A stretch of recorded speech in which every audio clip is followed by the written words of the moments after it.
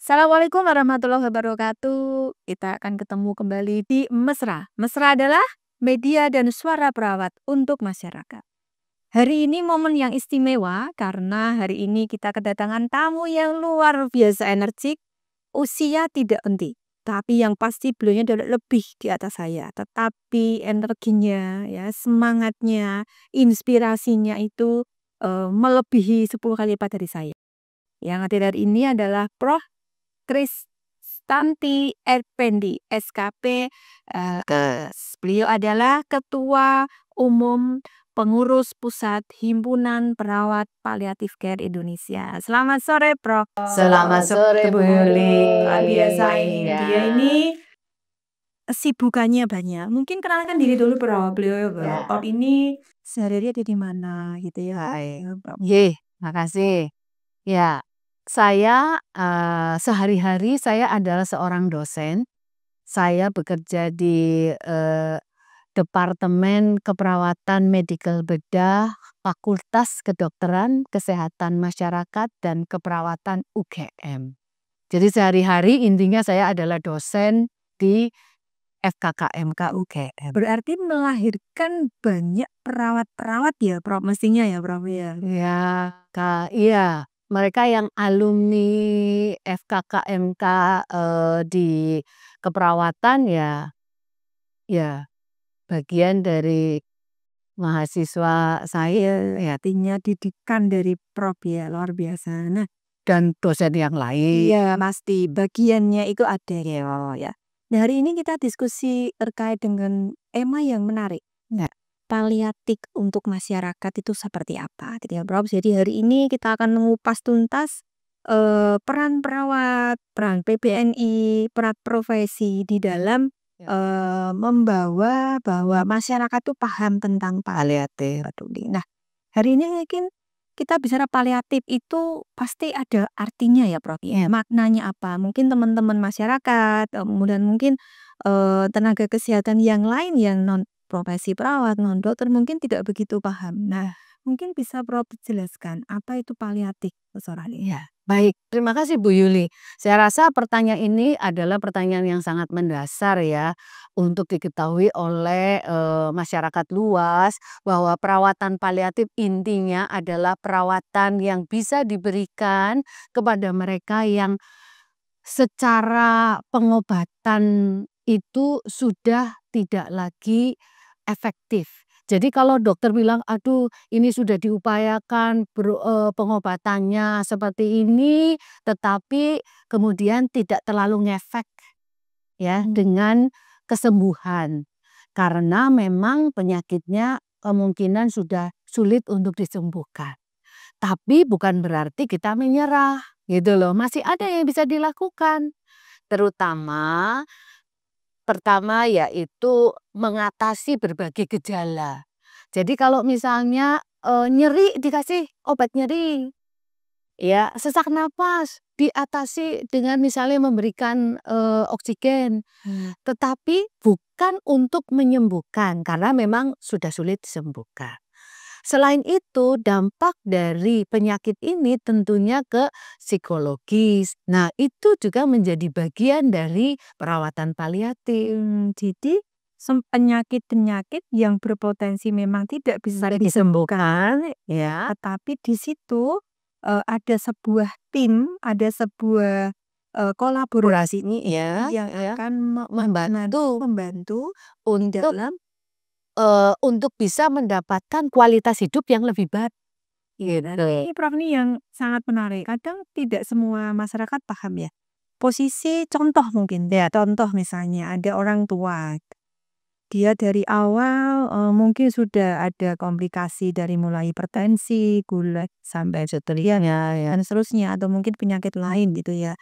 Nah, kemudian mereka mengatakan saya ingin nggak usah diobatin, pokoknya saya ingin meninggal di rumah. Ya, Gitu ya. ya. Kemudian tetapi kita sebagai anak kadang-kadang kan pengennya kan membawa dia ke pasienkes yang bagus karena ini Duit nggak masalah. masalah. Itu bisa induk yang Iya. sebaiknya bagaimana, Prof? Iya, ya itu memang fenomena yang ada di masyarakat kita. Apabila masyarakat itu belum memahami bahwa ada yang disebut perawatan paliatif, maka yang diinginkan adalah ibu saya harus sembuh seperti sedia kala. Duit nggak masalah, mau obat berapapun saya punya uang gitu. Tetapi kan tidak selalu demikian.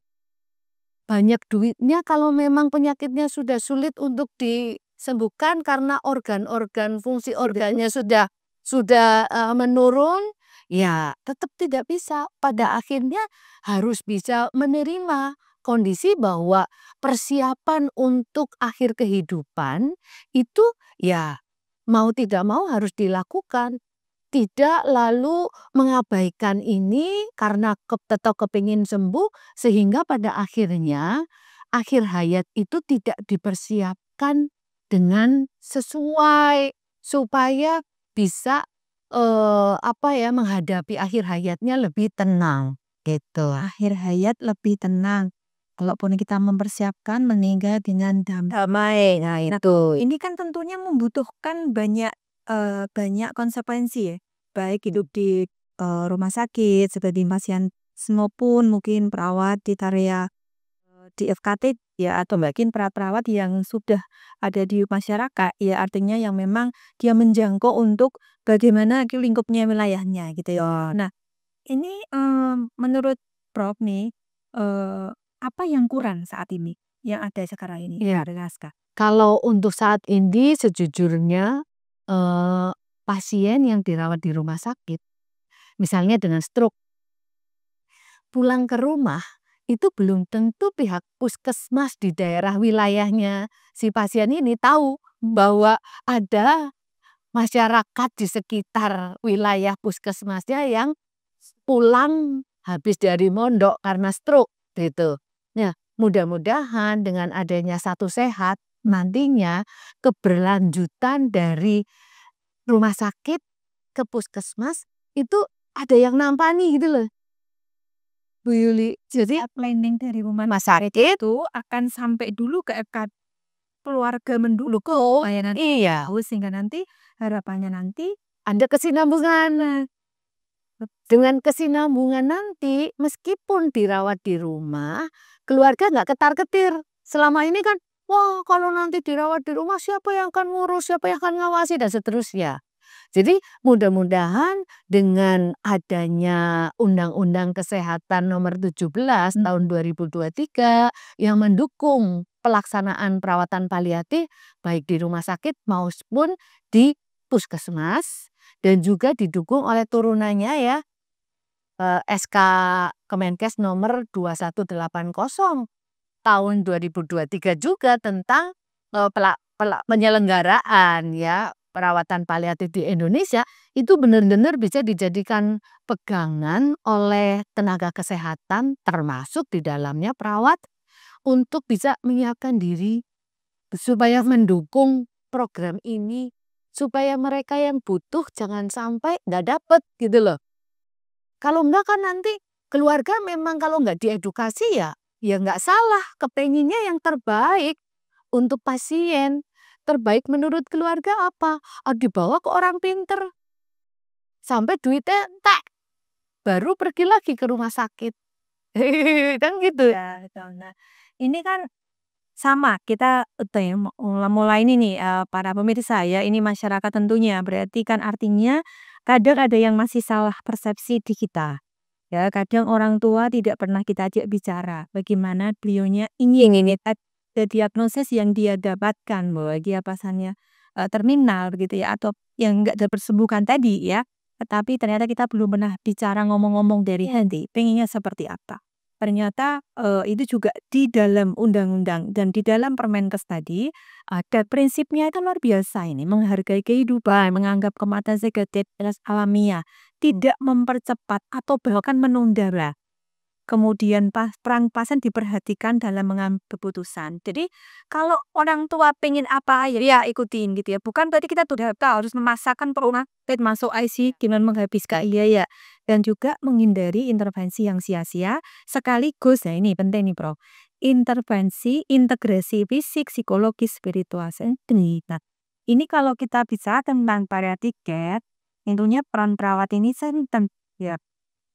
Maka mungkin juga bisa menceritakan nih ada namanya Himpunan Perawat Paliatif Indonesia. Itu mungkin Prof bisa satu HPPI itu ada Prof. Jadi Baik. Terima kasih sekali nih Bu Yuli, saya diberi kesempatan untuk menjelaskan apa itu Himpunan Perawat Paliatif Indonesia. Jadi, Himpunan Perawat Paliatif Indonesia disingkat HPPI. Ini adalah wadah bagi para perawat untuk bisa mengembangkan kompetensi bagaimana mempunyai visi dan misi yang sama untuk bisa saling mendukung untuk penerapan perawatan paliatif di Indonesia. Sehingga harapannya kalau makin banyak perawat yang memahami bagaimana penerapan paliatif, nanti masyarakat jadi semakin bisa teredukasi dan juga jadi kalau ada contohnya ada pasien yang ingin pulang dalam kondisi terminal yang tidak mungkin lagi disembuhkan, tentu kan nggak waras bedikas ya. Itu kan mesti akan kelihatan lemah, ya toh. Tetapi di balik itu, keluarga itu bingung. Kalau mau saya bawa pulang, nanti apa kata tetangga? Tetangga mesti ngerasani. Dikiranya, loh wong masih sakit kok dibawa pulang. Padahal membawa pulang pasien yang sudah kondisi terminal mendekati akhir hayat itu bagian dari itu tujuan perawatan paliatif supaya meninggalnya itu dengan damai atas keinginan sendiri ada di kasure dewe. bukan melalui Bukan iya kalau misalnya tidak dikabulkan karena keluarga memikirkan kok nanti saya disalahkan orang-orang. Saudara kan kalau di Indonesia kan banyak semua saudara ya, semua kerabat ikut campur gitu loh. Tapi mudah-mudahan dengan pemahaman tentang perawatan paliatif, keluarga inti yang harus mengambil keputusan itu tidak merasa bersalah.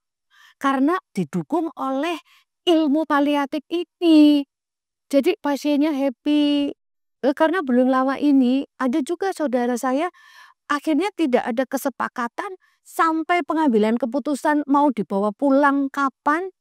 Akhirnya malam hari itu meninggal.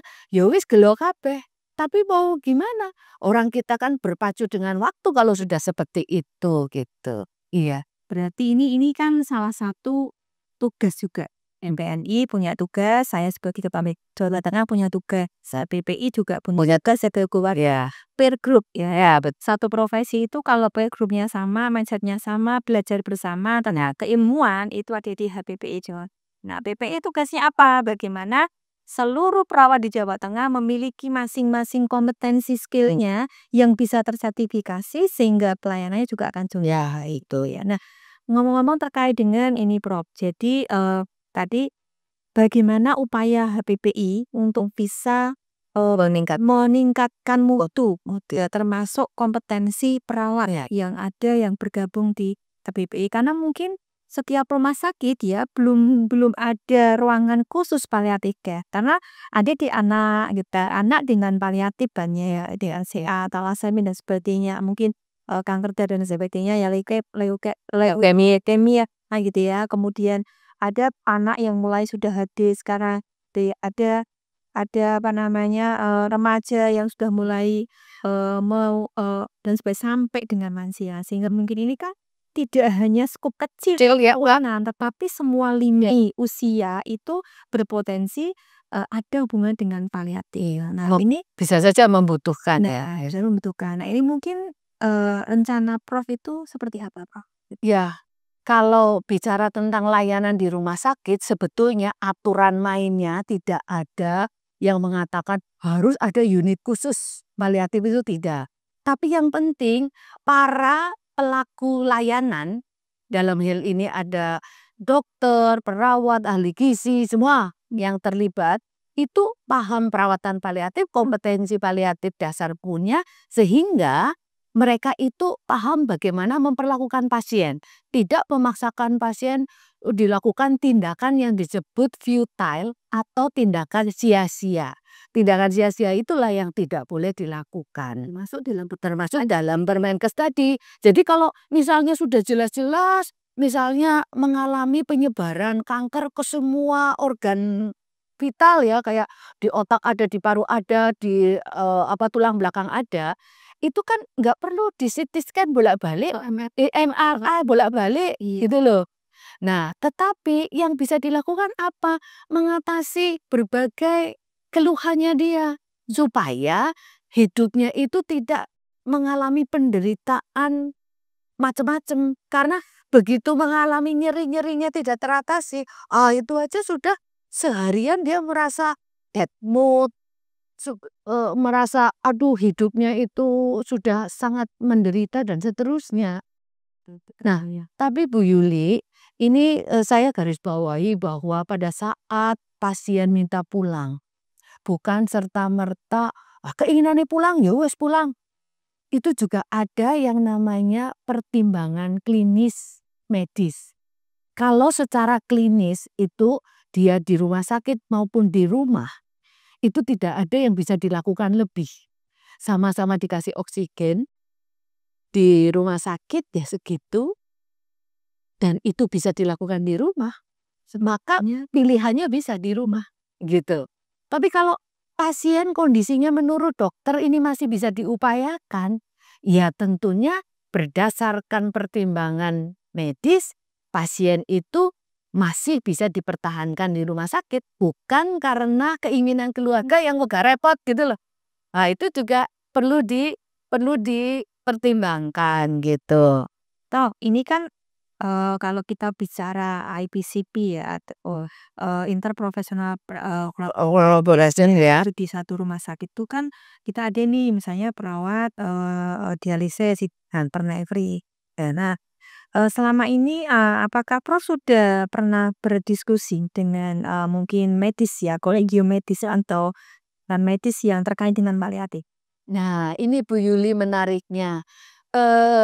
Himpunan Perawat Paliatif Indonesia itu munculnya, terbentuknya itu hampir bersamaan dengan Perkumpulan Dokter Paliatif Indonesia yang disingkat Perdopin. Oh, Perdop. Iya, ini Perdopin itu baru nanti akan ada acara. Sehingga kita terbentuknya itu unda-undi waktunya. Sehingga mudah-mudahan Grupnya nanti peer group-nya ketemu. Iya, sehingga harapan saya nanti karena saya targetnya adalah pembentukan DPW-DPW. Karena buat saya kita tuh akan taringnya tajam kalau organnya besar ya. Jadi masih ya kalau saya cuman punya DPW 1, 2, 3 gitu kayaknya kok masih belum punya gigi yang cukup gitu ya. Sehingga target kita adalah perbanyak dulu DPW-DPW, nanti DPW itulah yang akan menjadi cikal bakal untuk penguatan himpunan kita.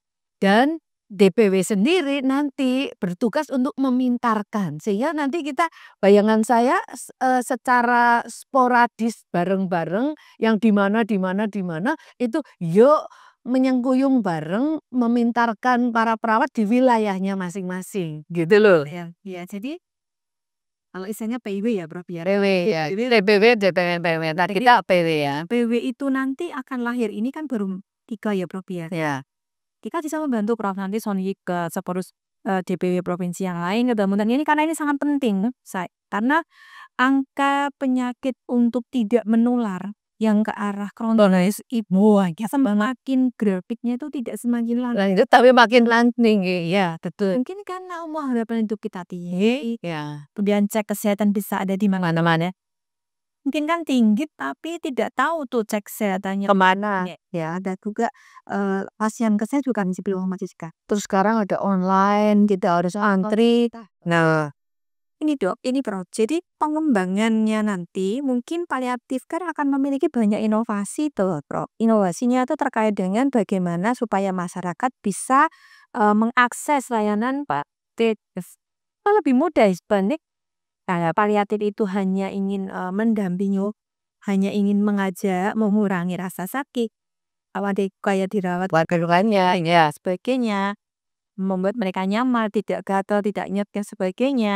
Kemudian dia juga bisa berinteraksi dengan keluarga ya, Mbak, ya. Butuh inovasi yang nanti dibuat teman-teman HPPI untuk Ya. masyarakat. Iya, Ya, supaya nanti juga ke depan menginspirasi untuk masyarakat semakin aware dengan paliatif. Iya, supaya tidak ada kekhawatiran, "Oh, nanti kalau paliatif berarti wah cuman iso menunggu."